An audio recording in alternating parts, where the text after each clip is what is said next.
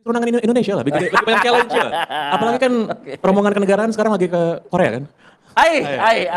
Karena kita harus mengakui bahwa menunjuk Patrick Kluivert menjadi pelatih menggantikan STY adalah sebuah kesalahan. Apakah STY? Yes, mantap. Tepat pagi ini, Timnas Indonesia dan Oman disebut berebut satu tiket Piala Dunia 2026.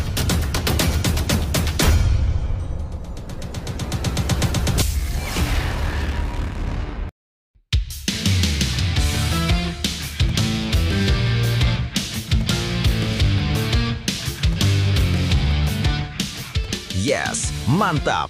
Tepat pagi ini, Timnas Indonesia dan Oman disebut berebut satu tiket Piala Dunia 2026 pada November 2025. Dan Shin Tae-yong bakal pimpin laga hidup mati ini. Begini faktanya. Tapi Mimin minta tolong tonton video ini sampai selesai agar tidak ada kesalahpahaman yang terjadi. Dan tak bosan-bosan juga, tolong like dan share video ini ke media sosial kalian agar semua orang tahu apa yang sedang terjadi.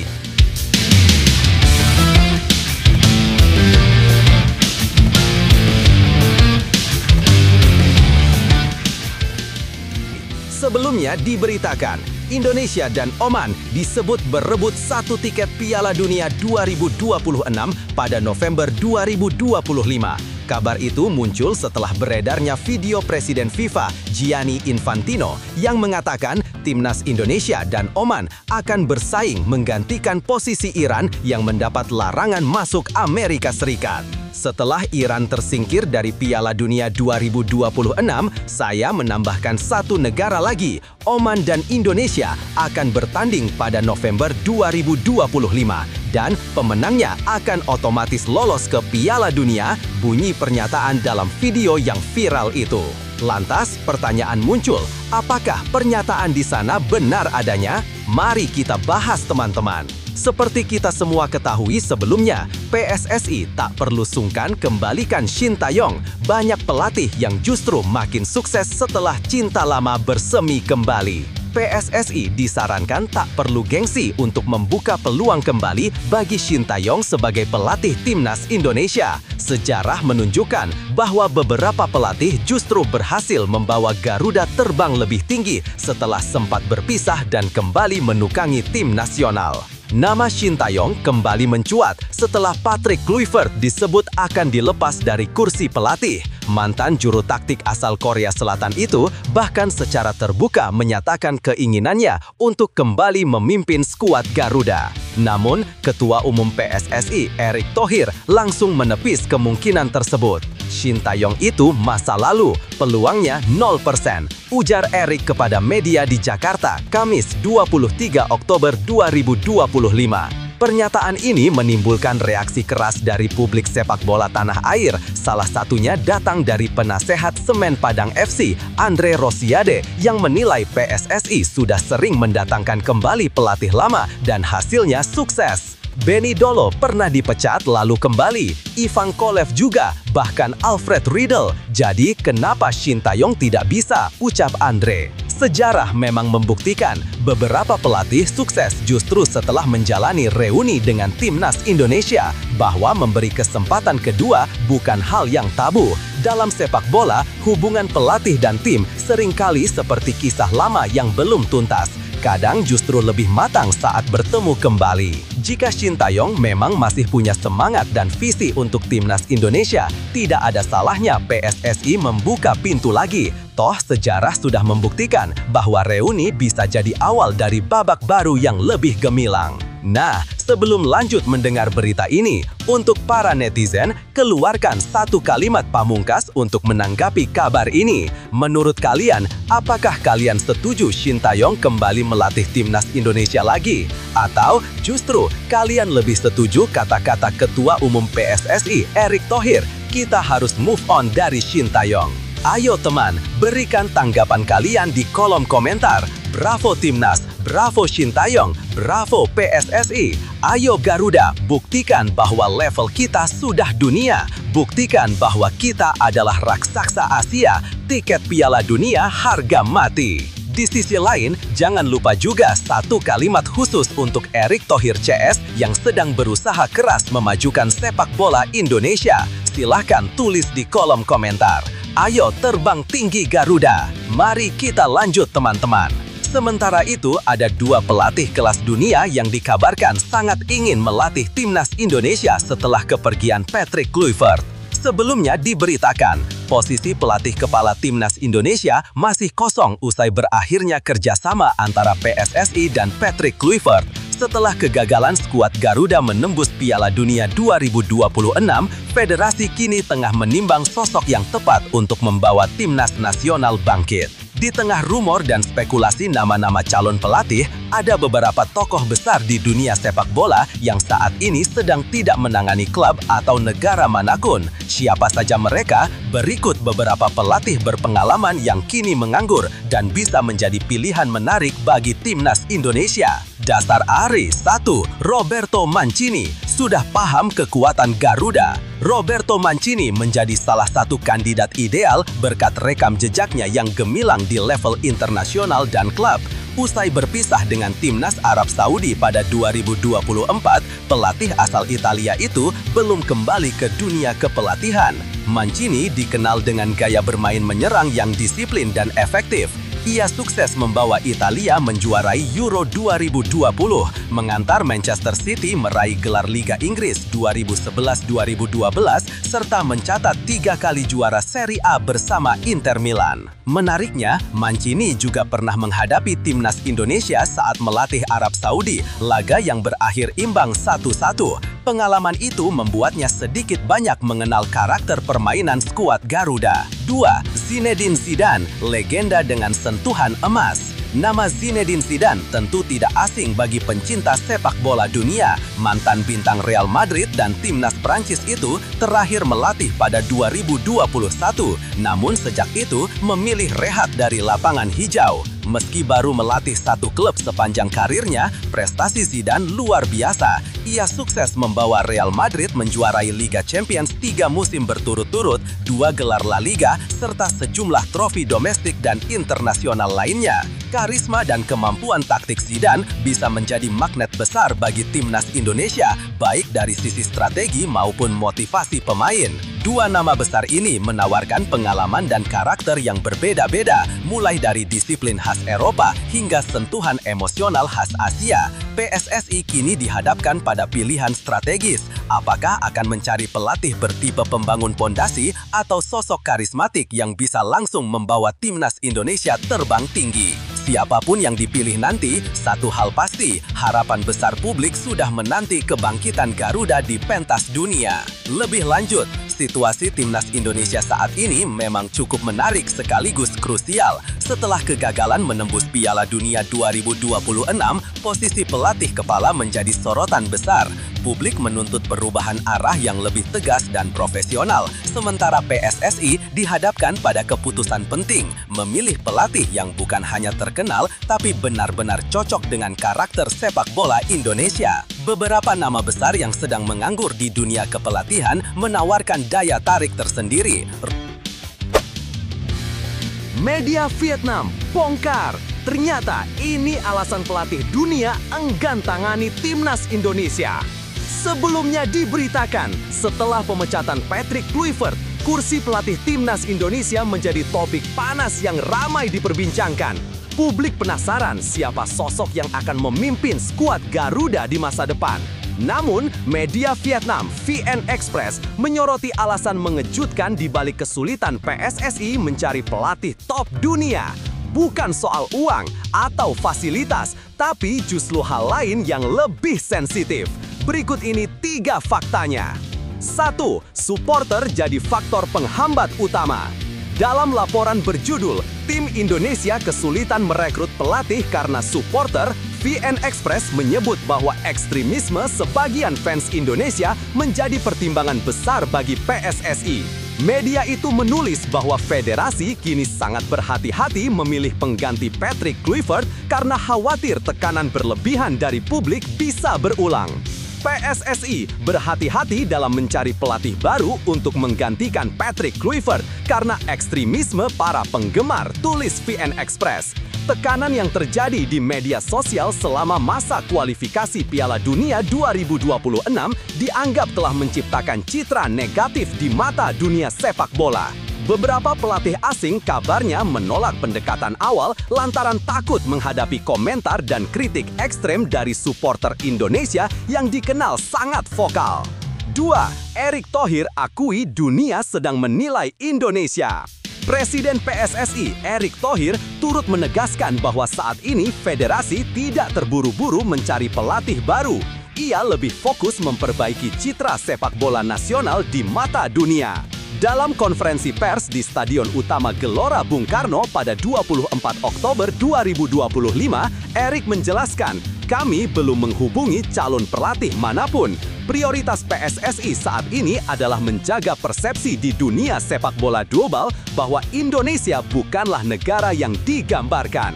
Erick menyoroti bahwa insiden serangan siber terhadap pemain, pelatih, dan wasit selama turnamen besar menjadi pelajaran besar bagi PSSI. Ia menyerukan agar para penggemar bersatu untuk mendukung tim secara positif. Kritik tetap boleh, kata Erick, tapi jangan sampai berubah menjadi kekerasan verbal yang justru merusak semangat dan nama baik bangsa. 3. Nama-nama besar Belanda cuma isapan jempol. VN Express juga menyinggung rumor yang beredar di media Indonesia tentang kemungkinan masuknya pelatih-pelatih top asal Belanda seperti Louis van Gaal, Frank de Boer, Philip Cocu, dan Erik ten Hag. Namun semua spekulasi itu dibantah langsung oleh Erick Thohir. Media Indonesia telah menyebut banyak kandidat Belanda, namun Presiden Erick Thohir membantahnya, tulis VN Express. PSSI dikabarkan sedang meninjau ulang performa era Shin Tae-yong dan Patrick Kluivert sebelum menentukan arah baru timnas. Meski gagal melaju ke babak keempat kualifikasi Piala Dunia 2026, skuad Garuda sudah memastikan tiket ke Piala Asia 2027. Artinya, waktu evaluasi masih panjang sebelum menentukan pelatih yang tepat. Sorotan media Vietnam ini menjadi tamparan halus bagi dunia sepak bola tanah air. Jika benar perilaku supporter yang terlalu ekstrim membuat pelatih asing takut datang, maka pembenahan bukan hanya soal strategi di lapangan, tapi juga sikap di luar stadion. Lebih lanjut, situasi ini bisa dibilang menjadi cermin besar bagi dunia sepak bola Indonesia. Selama ini, banyak orang menuding kegagalan timnas disebabkan faktor teknis, pelatih, taktik, atau fasilitas. Namun, laporan VN Express menunjukkan sisi lain yang sering diabaikan. Perilaku sebagian supporter yang terlalu emosional. Padahal, semangat fanatik itu bisa menjadi kekuatan luar biasa jika disalurkan dengan cara positif. Di era digital seperti sekarang, komentar di media sosial bisa menyebar luas dan membentuk persepsi global. Ketika pelatih atau pemain diserang dengan kata-kata kasar, dunia luar menilainya bukan sekedar luapan emosi, tapi cerminan budaya sepak bola kita. Itu sebabnya pelatih-pelatih asing mungkin berpikir dua kali sebelum mengambil resiko datang ke Indonesia meski gaji dan fasilitasnya menarik. Apa yang disampaikan Erick Thohir patut diapresiasi, bahwa membangun sepak bola bukan hanya soal prestasi, tapi juga citra dan perilaku. Jika supporter bisa berubah menjadi pendukung yang dewasa dan bijak, Indonesia tidak akan kekurangan pelatih top dunia yang mau datang. Karena sesungguhnya daya tarik sepak bola Indonesia sudah besar, tinggal bagaimana kita menjaganya agar tidak ternoda oleh ulah segelintir orang. Sepak bola Indonesia sedang berada di titik penting, bukan hanya soal mencari pelatih baru, tapi juga membangun kembali kepercayaan dunia. Kita semua, terutama para supporter, punya peran besar dalam perjalanan ini. Kritik boleh, kecewa pun wajar, tapi jangan biarkan emosi mengaburkan semangat cinta pada Garuda. Ingat, pelatih dan pemain datang dan pergi, tapi yang abadi adalah warna merah putih di dada mereka. Dukungan yang positif, tepuk tangan saat menang, dan semangat saat kalah akan jauh lebih berarti daripada caci maki di media sosial. Karena dari dukungan yang tulus itulah kepercayaan dunia bisa tumbuh kembali. Mari buktikan bahwa supporter Indonesia bukan hanya fanatik, tapi juga cerdas dan berkelas. Dengan sikap dewasa dan semangat persatuan, bukan tidak mungkin suatu hari nanti pelatih-pelatih top dunia justru berebut kesempatan untuk memimpin timnas Garuda. Saat itu tiba, kebangkitan sejati sepak bola Indonesia bukan lagi sekedar mimpi, tapi kenyataan yang kita wujudkan bersama. Garuda Asia tertahan lagi. 3 fakta menarik di balik hasil imbang Timnas U17 versus Panama. Sebelumnya diberitakan, Timnas Indonesia U17 kembali gagal meraih kemenangan saat menghadapi Panama U17 dalam laga uji coba bertajuk U17 Dubai Youth Challenge 2025. Pertandingan yang berlangsung di Stadion Al-Hamriyah, Dubai, Uni Emirat Arab pada Jumat 31 Oktober 2025 dini hari WIB itu berakhir imbang 1-1. Hasil ini menjadi catatan penting jelang tampilnya Garuda Asia di Piala Dunia U17 2025. Berikut 3 faktanya. 1. Garuda Asia belum sekalipun menang di Dubai. Meski menunjukkan semangat juang tinggi, Timnas Indonesia masih belum mampu menorehkan kemenangan selama menjalani pemusatan latihan di Dubai. Dalam 2 minggu terakhir, anak asuh Nova Arianto telah melakoni 3 laga uji coba melawan Paraguay U17, Pantai Gading U17, dan Panama U17. Dari ketiga pertandingan itu, Garuda Asia menelan 1 kekalahan dan 2 hasil imbang. Mereka kalah 1-2 dari Paraguay, kemudian bermain imbang tanpa gol melawan Pantai Gading, dan terakhir menahan Panama dengan skor 1-1. Meskipun hasilnya belum maksimal, laga-laga tersebut memberi banyak pengalaman berharga bagi skuad muda Indonesia dalam menghadapi lawan-lawan dengan gaya permainan yang bervariasi. Menariknya, ketiga lawan tersebut memiliki karakter serupa dengan calon lawan Indonesia di grup H Piala Dunia seperti Brazil, Zambia, dan Honduras. 2. Permainan semakin matang, gol penyeimbang jadi bukti perkembangan. Dalam laga kontra Panama, Timnas Indonesia U17 sempat tertinggal lebih dulu lewat penalti Estevis Lopez di menit ke-41. Namun semangat juang tinggi diperlihatkan pada babak kedua. Garuda Asia tampil lebih agresif, menekan pertahanan Panama dengan variasi serangan yang lebih berani. Hasilnya mereka mampu menyamakan kedudukan di menit ke-61. Meski pencetak gol belum diumumkan secara resmi, momen itu menjadi bukti bahwa lini serang Indonesia mulai menemukan bentuk terbaiknya. Permainan lebih cepat dan kerjasama antar lini yang solid menunjukkan adanya peningkatan signifikan sejak laga uji coba pertama. Gol penyama ini sekaligus menjadi dorongan moral yang besar menjelang pertandingan sesungguhnya di Piala Dunia U17. 3. Nova Arianto, target kami bukan sekadar menang, tapi menikmati pesta dunia. Pelatih Timnas Indonesia U17 Nova Arianto tetap tenang menghadapi hasil imbang ini. Ia menegaskan bahwa target utama tim bukan hanya mengejar kemenangan di laga uji coba, tetapi mempersiapkan mental dan karakter pemain untuk tampil lepas di Piala Dunia U17. Kalau target secara pribadi ya, saya berharap kita bisa lolos ke babak selanjutnya, lolos dari grup, ujar Nova kepada media termasuk Okezone. Tapi saya tidak mau membebani pemain. Saya berharap mereka bisa menikmati pesta sepak bola ini. Di usia mereka, Piala Dunia adalah level tertinggi. Saya minta mereka bermain lebih enjoy. Ucapan Nova mencerminkan filosofi kepelatihannya yang menekankan proses dan pengalaman. Dengan semangat tersebut, ia berharap Evandra Florasta dan rekan-rekannya mampu bermain tanpa tekanan dan menikmati momen langka berlaga di ajang sebesar Piala Dunia. Lebih lanjut, hasil imbang yang diraih Timnas Indonesia U17 melawan Panama memang belum sepenuhnya memuaskan. Tapi situasi ini juga tidak bisa dilihat sebagai kegagalan.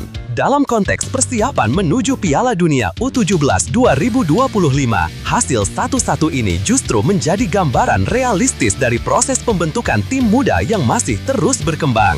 Selama di Dubai, skuad asuh Nova Arianto sudah menunjukkan progres, terutama dalam hal mentalitas dan koordinasi permainan. Meski belum meraih kemenangan, mereka menghadapi lawan-lawan kuat seperti Paraguay dan Pantai Gading yang secara pengalaman jauh di atas. Hasil imbang melawan Panama menjadi bukti bahwa Garuda Asia mampu bersaing meski masih perlu banyak pembenahan, terutama dalam efektivitas serangan dan penyelesaian akhir. Sikap Nova yang memilih tidak membebani pemain dengan target berat juga patut diapresiasi. Ia tampak memahami bahwa ajang seperti Piala bukan hanya tentang hasil, melainkan juga tentang pengalaman dan pembentukan karakter. Pendekatan ini penting karena pemain usia muda perlu ruang untuk berani bereksperimen dan menikmati atmosfer kompetisi dunia. Secara keseluruhan, hasil imbang ini bisa dipandang sebagai alarm sekaligus dorongan positif. Alarm karena masih banyak hal yang perlu dibenahi, tapi juga dorongan karena permainan mereka sudah menunjukkan arah yang benar. Jika perkembangan ini terus dijaga dan ditingkatkan, bukan tidak mungkin timnas U17 akan tampil mengejutkan di panggung dunia nanti. Setiap hasil, termasuk yang belum sesuai harapan, selalu membawa pelajaran berharga. Begitu pula dengan hasil imbang yang diraih timnas Indonesia melawan Panama. Di balik skor 1-1 itu, ada semangat juang, kerja keras, dan kebersamaan yang mulai tumbuh kuat di antara pemain muda Garuda Asia. Perjalanan menuju Piala Dunia bukan hanya soal menang atau kalah, tapi tentang bagaimana tim ini belajar menghadapi tekanan, memperbaiki diri, dan terus percaya bahwa mereka bisa bersaing di level dunia. Setiap umpan, setiap tackle, dan setiap gol yang tercipta di lapangan adalah bagian dari proses menuju kedewasaan sebagai pesepak bola. Untuk Evandra Florasta dan rekan-rekan, jangan pernah ragu untuk bermimpi besar. Kalian sudah membawa nama bangsa di pentas internasional. Itu saja sudah luar biasa. Teruslah bermain dengan hati, nikmati setiap laga, dan jadikan setiap tantangan sebagai batu loncatan menuju prestasi yang lebih tinggi. Karena yang terpenting bukan hanya seberapa sering menang, tapi seberapa kuat kalian bangkit dan terus berjuang setiap kali diuji. Garuda Muda tetap terbang tinggi. Comeback sempurna Emil Audero. Clean sheet dan 3 poin langsung diraih.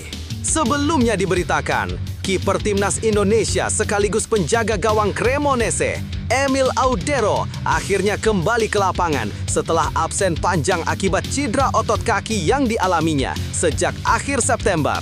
Comeback-nya kali ini tak hanya menjadi kabar gembira bagi klub, tapi juga untuk para pendukung Garuda. 3 faktanya berikut ini membuktikan bahwa Emil Audero kembali dalam performa terbaiknya. 1. Absen panjang akibat cedera otot. Emil Audero sempat menghilang dari lapangan sejak 27 September 2025. Kala itu, ia mengalami cedera otot saat pemanasan jelang laga Cremonese kontra Como. Akibatnya, ia harus menepi cukup lama dan melewatkan beberapa pertandingan penting, termasuk melawan Inter Milan, Udinese, dan Atalanta. Dalam periode absennya, performa Cremonese cenderung menurun, kalah telak dari Inter, dan hanya mampu bermain imbang 2 kali. Cedera itu juga membuat Emil tak bisa membela timnas Indonesia dalam kualifikasi Piala Dunia 2026. Tanpa kehadirannya di bawah Mistar, skuad Garuda menelan 2 kekalahan beruntun dari Arab Saudi dan Irak. Absen ganda di klub dan timnas membuat publik sempat khawatir akan kondisi fisiknya. 2. Comeback gemilang lawan Genoa. Setelah 1 bulan menjalani pemulihan, Emil Audero akhirnya kembali tampil pada pekan ke-9 Serie A saat Cremonese menjamu Genoa, Kamis 30 Oktober 2025. Ia langsung dipercaya bermain penuh oleh pelatih, sebuah bukti bahwa tim menaruh kepercayaan besar kepadanya. Menariknya, comeback Emil justru berbuah manis. Cremonese menang meyakinkan 2-0 dan sang kiper mencatatkan clean sheet. Penampilan solidnya membuat lini pertahanan kembali kokoh dan hasil itu turut mengangkat posisi Cremonese ke peringkat 8 klasemen dengan koleksi 14 poin. 3. Pesan Emil Audero. Cara terbaik untuk bangkit kembali. Usai pertandingan, Emil Audero mengekspresikan rasa syukurnya lewat unggahan di Instagram. Ia menulis, "Bagus sekali teman-teman, 3 poin dan clean sheet. Cara terbaik untuk bangkit kembali." Ungkapan sederhana itu mencerminkan semangatnya yang tinggi setelah melewati masa sulit akibat cedera. Emil memang dikenal sebagai sosok pekerja keras dan pemimpin di ruang ganti. Sejak awal musim, ia selalu menjadi pilihan utama di bawah Mistar sebelum insiden cedera memaksanya menepi. Kini kebangkitannya menjadi sinyal positif bagi Cremonese sekaligus harapan baru bagi timnas Indonesia menjelang laga-laga penting berikutnya. Lebih lanjut, comeback Emil Audero bisa dibilang menjadi titik balik penting bukan hanya bagi dirinya tetapi juga bagi klub dan timnas Indonesia. Setelah cedera panjang, tampil kembali dengan performa solid dan langsung mencatat clean sheet tentu menjadi pembuktian mental dan profesionalisme seorang kiper top. Ia tidak sekedar pulih, tetapi benar-benar menunjukkan bahwa kualitasnya tetap terjaga.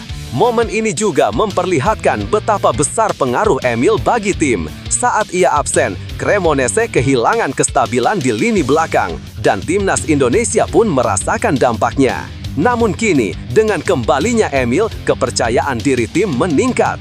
Ia membawa aura tenang di bawah mistar dan menjadi simbol bahwa kerja keras dan kesabaran selama masa pemulihan memang tidak pernah sia-sia. Secara psikologis, ini juga menjadi pelajaran penting tentang bagaimana seorang pemain profesional menghadapi masa sulit.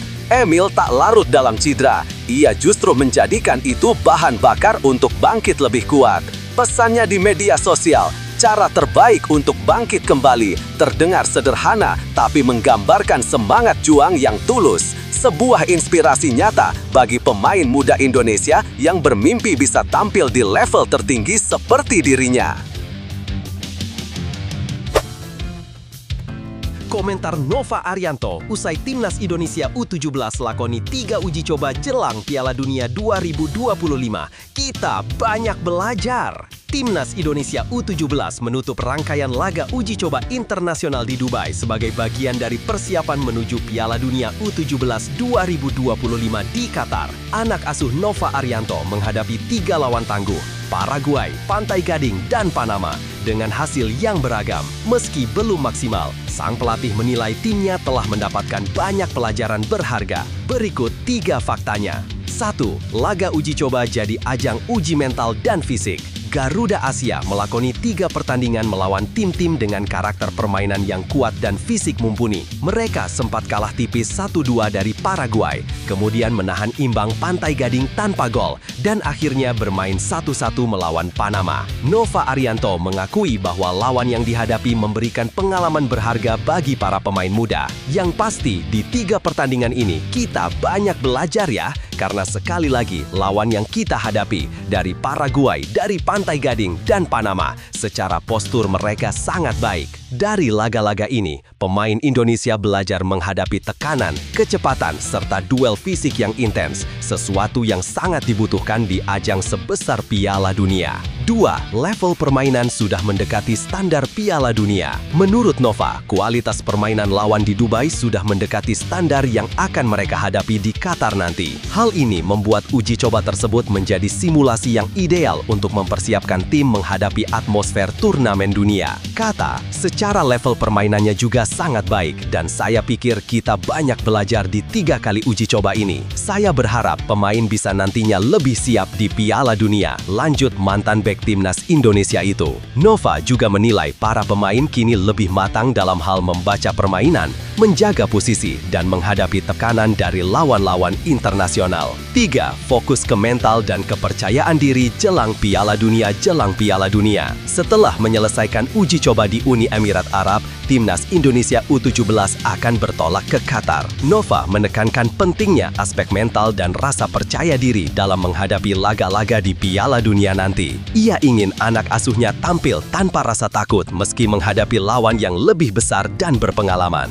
Kata, masalah mentality, sekali lagi pemain harus berani dan kita harus percaya kita datang ke Qatar dan kita bisa memberikan yang terbaik dan hasil terbaik. Indonesia tergabung di grup H bersama Zambia, Brazil, dan Honduras. Laga perdana kontra Zambia pada 4 November akan menjadi ujian pertama Garuda Muda untuk membuktikan bahwa mereka siap bersaing di panggung dunia. Dengan semangat belajar dan tekad kuat, Nova berharap perjuangan para pemain muda ini dapat membawa kebanggaan bagi seluruh rakyat Indonesia. Lebih lanjut, situasi yang dihadapi timnas Indonesia U17 bisa dibilang realistis namun menjanjikan. Meski hasil uji coba di Dubai belum memuaskan, yang paling penting dari rangkaian laga tersebut bukan skor akhir, melainkan proses pembelajaran dan adaptasi terhadap gaya bermain tim-tim dunia. Nova Arianto tampak cukup objektif dalam menilai performa anak asuhnya. Ia tidak menutup mata terhadap kelemahan tim, namun juga menyoroti kemajuan yang terjadi, terutama dalam hal fisik dan mental. Pelatih berusia 44 tahun itu terlihat memahami bahwa di level usia muda, pembentukan karakter dan mental jauh lebih penting daripada sekedar menang. Lawan-lawan seperti Paraguay, Pantai Gading, dan Panama memberikan gambaran nyata tentang intensitas permainan internasional. Dari pengalaman itulah, para pemain Garuda Asia bisa membangun kepercayaan diri serta kesiapan menghadapi situasi sulit. Menjelang Piala Dunia U17 di Qatar, optimisme yang ditunjukkan Nova terasa wajar. Ia tahu timnya bukan favorit, tapi justru di situ letak motivasinya. Tampil berani, percaya diri, dan memberikan kejutan. Jika para pemain mampu menerjemahkan pesan pelatih dengan baik di lapangan, bukan tak mungkin Indonesia bisa membuat sejarah baru di ajang dunia ini. Perjalanan Timnas Indonesia U17 menuju Piala Dunia bukan sekedar soal hasil, tapi tentang keberanian untuk bermimpi dan membuktikan diri di panggung tertinggi. Setiap pertandingan uji coba di Dubai adalah batu loncatan berharga. Meski berat, di sanalah karakter sejati terbentuk. Dari rasa lelah, dari kekalahan tipis, dari duel yang menuntut tenaga dan fokus penuh, para pemain belajar apa artinya menjadi pejuang sejati. Garuda Muda harus percaya bahwa mereka tidak datang ke Qatar hanya untuk menjadi peserta, tapi untuk bersaing dan memberi kebanggaan bagi jutaan rakyat Indonesia yang menaruh harapan di pundak mereka. Setiap langkah, setiap keringat, setiap sentuhan bola adalah bukti bahwa mimpi besar bisa diraih dengan kerja keras dan keyakinan. Jangan gentar melihat nama besar lawan. Brasil, Zambia, atau Honduras hanyalah tim yang juga manusia. Mereka bisa dikalahkan jika Indonesia bermain dengan hati dan disiplin. Percayalah, semangat juang dan kebersamaan bisa menjadi kekuatan terbesar. Garuda tak perlu takut terbang tinggi, karena langit dunia kini menunggu keberanian mereka untuk menorehkan sejarah baru bagi bangsa.